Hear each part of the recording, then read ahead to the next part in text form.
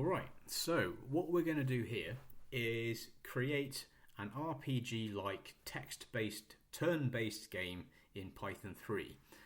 So basically, at the end of all this, what you should have is some code that allows you to do things like get a couple of characters, player characters that you've created, save them. They'll have different attributes to make the game interesting. You'll be able to sort of take them into a town, a sort of fantasy town somewhere where they can interact with some other characters, maybe do some trading or get into a fight or something like that, some combat, that sort of thing. We're going to be doing a bit of object-oriented programming, and we're going to sort of work out, I'll show you how to create an AI as well to control how the non-player characters behave and interact with your characters. So there's going to be quite a bit of depth to this game. And the idea is that at the end of it, you'll have the sort of basis that you need to sort of go forward on your own and sort of start creating whatever scenarios you want to create or games you want to create. So this is going to be quite a detailed project, but we're going to start with some fairly basic stuff. So if you're new to Python or pretty new to Python, that's fine. The stuff we're going to start with is pretty straightforward, and I'm going to talk you through how it all works. If you're more advanced at Python, then there's definitely going to be things here you'll have seen before and know about, and there's a good chance also that you'll probably see things where you think, I know a better way of doing it than he is, so why doesn't he do it like this? If that's the case, by all means just put it in the comments and enlighten us all, because I want this to be a learning experience for everyone, ideally. So yeah, let's just get on with it. So the very first thing I'm going to do is import some libraries. I'm going to assume your Python knowledge is enough that you've installed Python on your system. I'm using Linux here, but you might need to adapt for Windows if you're using Windows, however you want to adapt to it. Also, I'm going to assume that you know how to install Python libraries as well, and you've done some really basic stuff. But we're going to do, it's not just going to be about Python. We're going to think about some mathematics and some physics and like some game mechanics. They're almost as important in some ways as the coding itself. But the very first thing we're going to do is import some Python libraries. So we need NumPy. So I'm going to import NumPy as NP. So NumPy library, and I'm going to import Pygame. If you haven't got these two libraries yet, go and get them. You can find out how to do that online pretty easily. They're both very, very commonly used Python libraries if you've not used them before. Very good. Highly recommend using them. So the very first thing we're going to do, you can imagine in a D&D type RPG, one of the things you're going to do often is roll a dice. So that's what we're going to do first. We're going to create a really simple dice function. So def for definition or define dice brackets, and then I'm going to say d equals 100 colon and return. So this is just going to be a very simple function that effectively rolls a simulated dice with any number of sides, basically. So the d equals 100 is our default. We're going to say that unless we tell it to do otherwise, the code is going to assume that we have a 100-sided dice. But you can give it whatever size you want. The other thing I'm going to put here is verbose equals true. Now, verbose in coding speak is often, it's just a way of saying, tell me what you're doing, code, as you run. Because sometimes it's useful to see what the code's doing when you're trying to debug or when you're developing something. But say when you're actually playing the game, in this case, you might want to hide the result of the dice roll and just see the effects or feel the effects of the randomness in the game sense. So what we're going to do here, you'll see why I'm doing this in a minute. So I'm going to say roll equals np for numpy, randint for random integer, and then I'm going to say 1d, like that. So the 1 here, the first positional argument in this function is the lowest number that you want the random number to fall between, and the second is the highest number you want it to fall between. So in this case, 1 to d means if d is equal to 100, which we set here, we're saying we want the random number to fall between 1 and 100 inclusive. So it can be anything from 1 to 100. Then I'm going to say if verbose is equivalent to true. So notice I'm using two equal signs there rather than one. So I'm not assigning the word true to verbose. You'll see it's gone orange here as well because it's an important word in Python. I'm not saying that verbose is equal to true. I'm asking if verbose is equivalent to true. It's a logic argument. If you haven't seen these before, then I'm going to say print roll on a d say D here, and then colon, roll. Okay, so that's just going to, this a little quick sentence string, text string that tells us what the result of the roll of our dice is, basically, and that's all it is. And then I'm just going to say return roll, and save it. So now what should happen is if I import game, which is what I've got here, which is what I've called it, it's imported. So if I say game.dice and then brackets 80, so it says roll on a D100 80, and our output is 80. And then do it again, 93, 85, 18, 22. So you've got a really easy, simple dice roll mechanic, and you could probably use this in a real D&D type game, really, or in any game. If you're lacking the dice you need to make a particular result come up, then you could just do a little thing like this in Python and just have it on the side with your laptop or something and just quickly do it. Anyway, so if I now set verbose here equal false, and then do it, it just gives us the output. It doesn't say roll on a D100 equals anymore. It's just giving us the output. And if I want to assign the output of this function to a variable, I could say test is equal to game.dice verbose equal false. And in this instance, we're not going to see what the result is at all. So the function is still run, but it's set the output of itself to the variable named test. So if I now type test, we can see the result was 89, but we didn't know that at the time because we've turned verbose off. If we turn verbose back on again, so I can just delete it, let's just say, for the sake of argument, I want to say have a six-sided dice. So I'm going to put 6 in here. 2, 2, 4, 2, likes 2s, isn't it? 4s, 3s, there we go. So we've got a D6 rolling, basically. Suspiciously not looking, there we go, there's 1, fine. So one thing I'm showing you here, by the way, is what I'm basically doing is showing you the sort of difference, if you like, or relationship between a keyword argument and a positional argument. So if you go back to the function up here with def dice, it says the positional argument is, as the name suggests, a value that needs to go in at a certain position within the brackets as separated by commas. So you can see here that I don't need to type in D equals 6 in order to roll on a D6. I just have to type in 6, and it knows that goes first. Okay, but if I type in, say, if I say I wanted to put verbose off and put false here, then it crashes because it's expecting a number in the first position and not some random word that I'm using. So that makes no sense to it. So it crashes. If I take that out and I just put verbose equaled false, it's still not going to work because it's now missing the positional argument. It needs something to go in that first position to run the code, basically. So this is just sort of showing you the difference between having a keyword set with a default value and having a sort of positional argument. But anyway, so we've got a dice function working, which is quite nice.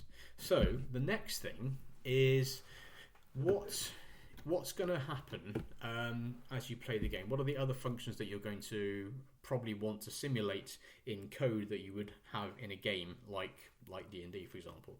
Well, the obvious one is close quarter combat. So you're going to have two characters that obviously don't like each other very much, and one of them's going to attack the other, and then the other's going to attack the other one back, and so on and so on and so on.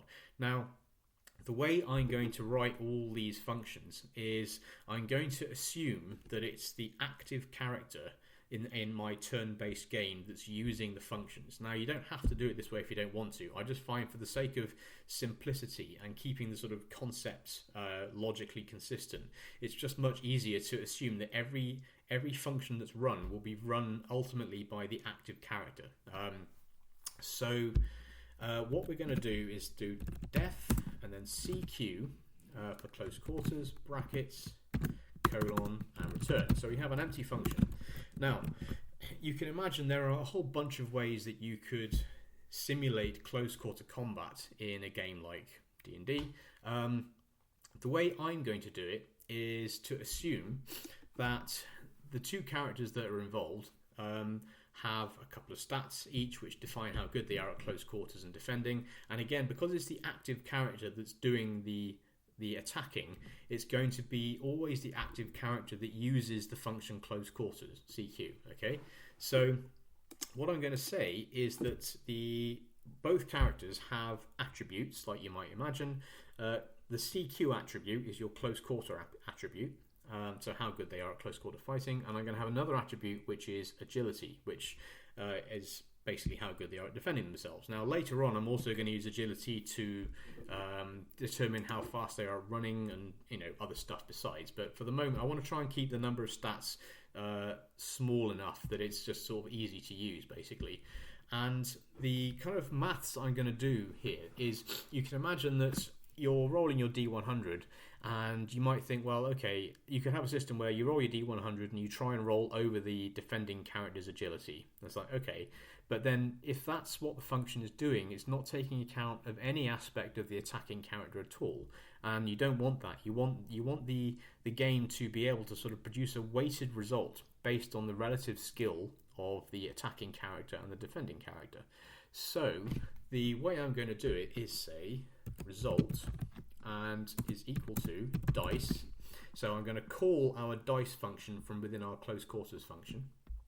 Okay, and then I'm going to say d equals 100 just to keep it that way. You don't have to put that in. But then I'm going to say plus close quarters minus agility. I'm going to put these in brackets. Okay, and then I'll explain what's going on in a minute. And then I'm going to put bonus plus bonus minus penalty. So what's going to happen here is that, result, thank you, is that we're going to roll our D100. It's going to produce a result between 1 and 100. But then what we're going to say, the way this is going to work is, to score a successful hit, the attacking character has to roll above the defending character's agility, but with some advantage or disadvantage conferred upon this roll based on the relative skills of the characters. So in the brackets here, I've got close quarters minus agility. So you can imagine that if your attacking character has a close quarters of, say, 50, and your defending character has agility of 40, then 50 minus 40 is 10. So your dice is then going to be whatever the result is plus 10, plus whatever bonuses you apply.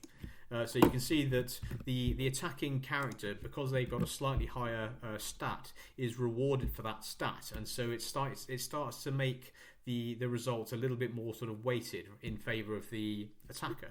Now you might say, well, what happens if the agility of the defending character is higher than the close quarters skill of the attacking character? You might have like a really fast or really sort of agile defending character, and the attacking character is not that great. Well, that still works, because of course if close quarters is, say, 40 and agility on the defender is 60, then this result's going to be minus 20. So your dice is going to be then dice minus 20 plus bonus. So the defending character is going to gain an advantage because they've got the better stats. So it doesn't mean that this is an automatic result that's always going to happen every single time you do it. So there's still a nice element of randomness in it to make it sort of feel like a game. But there's enough of sort of a weightedness to it that makes it feel a little bit more, believable, I suppose. So obviously we need some arguments here. So we haven't got close quarters yet. So I'm going to say close quarters, and I'm going to leave this one this time as a positional argument. So I'm not setting a default value to it. I'm just setting it to itself as a positional argument. I'm going to say AG, short for agility, and I'm going to say bonus equals 0. So this is a keyword argument with a default value of 0, and penalty equal 0. Okay, so we've got two positional arguments and two keyword arguments, and the positional arguments have to come first when you run the code. So just like we did with the dice up here, I can't do verbose equals false and leave it. I have to specify what the close quarters and agility are every single time I run the function. So that's okay. What we're going to do now is say if result is greater than agility, or greater than or equal to, I want to say greater than, actually, you want to get over the agility, then print attacker wins. And then I say if result is less than agility, print defender wins. Save. Okay, and that's all I'm going to do at the moment. So I'm not going to have any return values or anything else. I'm just going to leave it as it is for a second. So if I now save and import the game again, this time I'm going to call close quarters. So we need some values for close quarters and agility. So I'm going to say the attacking character's close quarters value is equal to 50. AG is equal to 40. So we're giving a bit of an advantage to the attacking character. You can imagine with these bonuses and these penalties here, there might be numerous scenarios in games like this where the attacker or the defender may gain some advantage in a close quarters situation. So, for example, if the attacker's charged into combat, they might get a charge bonus. Whereas if the defender has some, characteristic about them which causes attacking players to suffer a disadvantage, then we can take into account that as well. So I'm going to say bonus equals 10. Okay. So now this is going to be close quarters minus agility, which is 10. The bonus is also going to be 10. So the attacking character should win this most of the time because they've got an advantage of 20. So whatever result the dice is going to have 20 added to it. So they should have a greater chance of winning than the defender on any given roll. So if I say CQ close quarters. Notice, by the way, I can't use CQ for the positional argument because CQ is also the name of my function. So that's why I've typed in close quarters as a full word rather than using just CQ for short. You don't want to do that because then you end up confusing the code and that's just horrible. We don't want that. So AG and then bonus equals bonus. We've already defined it. And I'm not going to bother with changing anything. I'm not going to bother with putting penalty in there because it is already default to 0 and we're not changing it. So yep, CQ is not defined, so no, you're right. Import game. And I'm going to say, okay, my fault. So game.cq. There we go. Agility is not defined. No, you're right. So agility should be AG, of course, not agility. There we go. Save again. Import game. Right, here we go. Defender wins. Attacker wins. Defender wins. Attacker wins. Attacker wins. Defender wins, and so on. So you can see there's different results coming up each time. I am occasionally suspicious as to the true randomness of the random number generators in Python 3. So you can see like 88 come up several times already in a D100. So you start to think, okay. But we'll go with it for now. I think 8 came up twice as well there. Yes, it did. So, who knows. 70, 22. Okay, it's kind of random. It's random enough for me. So you can imagine that this is where you might not want to see the results of the dice roll itself. You might just want to know whether the attacker wins or the defender wins. So in that instance, what we want to do is turn the dice result, the roll on a D whatever off. But you'll notice in our close quarters function here, we haven't got anything to do that yet. So what I could also do is just put a verbose in here. And I'm going to say verbose equals false this time. So it's going to default to false. And then in our dice function here, when we call it, I'm going to say verbose equals verbose. Okay? And then save. So now, when I do import game, there we go. Attacker wins. Attacker wins. Attacker wins. Defender wins. Defender wins. Defender wins. All right.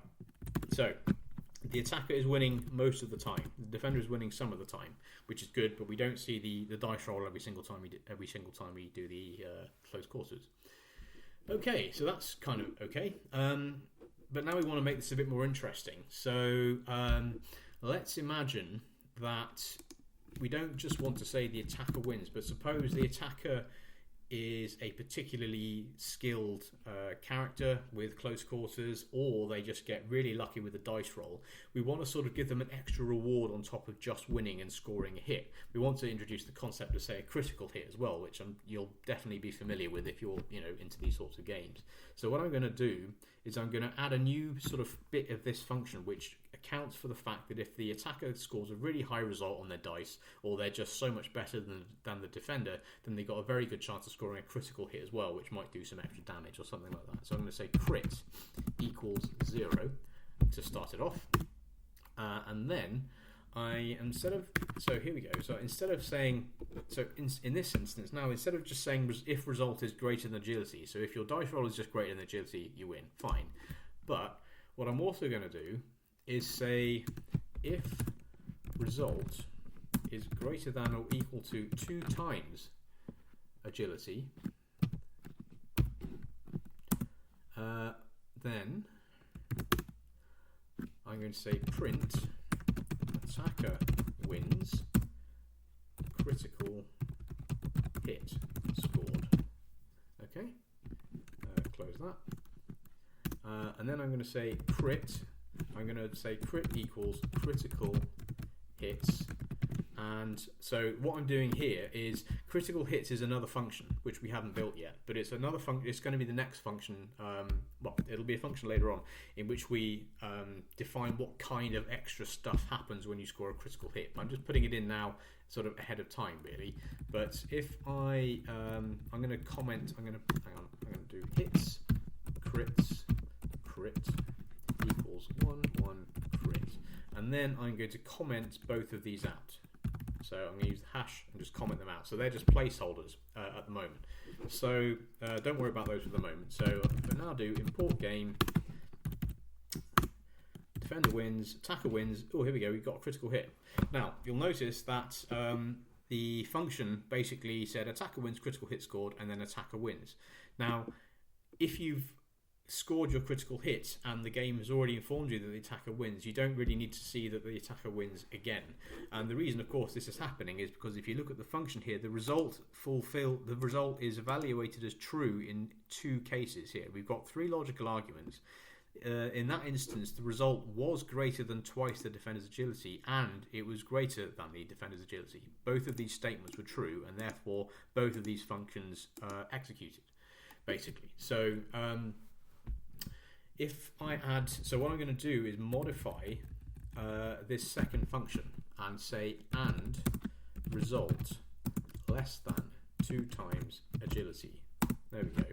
So this time that should, so what we're saying now is in order for this thing to happen, the result must be greater than agility but also less than twice the agility. So if the result is higher than twice the agility, then this won't evaluate and it won't work. We should only get the critical hit notification, nothing else. So save, import again, defender wins, attacker wins, critical hit score. So there we go. So that second attacker wins has now disappeared. And because we've given them such an advantage, there's quite a few critical hits coming in. But there's a variety of results. So you can see this is nice and random, but clearly weighted in favour of the defender. And in fact, if I just set bonus equals 0 again to take away a bit of the attacker's advantages, then just run a few more. There you go. Yeah, there you go. So the attacker wins, but we're scoring fewer critical hits this time. So all working. All right. And I think that will do for now. So we've got a couple of basic functions. We've got a dice function and we've got a close quarters function. So we'll make this a bit more complicated in the next video and start thinking about like how damage might be applied and that sort of thing. All right, so I'll see you in the next video.